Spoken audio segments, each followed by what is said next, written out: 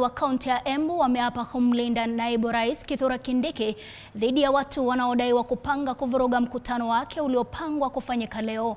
Benjamin Makundi, naibu mwenyekiti wa chama cha waendesha bodaboda, amesema watashirikiana kuhakikisha kuwa mkutano huo unafanyika kwa amani. Amewataka wale wanaopanga kuvuruga mkutano huo kubadilisha nia zao. Aidha, Joseph Dhuku na Wario Kahunya ambao ni waendesha bodaboda wa eneo hilo wamesisitiza kuwa wako tayari kuhakikisha utulivu unadumishwa, hasa ikizingatiwa ongezeko la matukio ya uhalifu katika mji wa Embu.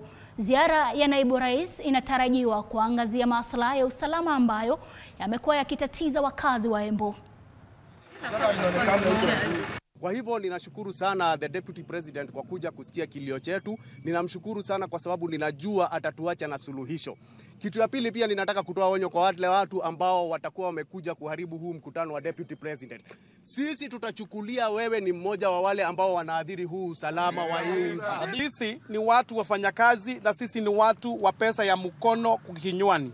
Sisi ni watu tunadhukuma pesa ambayo ni dogo sana katika hii town, na tunasema iwapo insecurity ama ukosefu wa usalama utakuwa, sisi kama watu wa bodaboda ni sisi tunakuwa tunaafektiwa sana, kwa sababu sisi wakati kuna mgomo, wakati kuna unrest, tunaendaga nyumbani bila kitu. Tunasema hakuna kupigia mheshimiwa yeyote kelele katika hii town.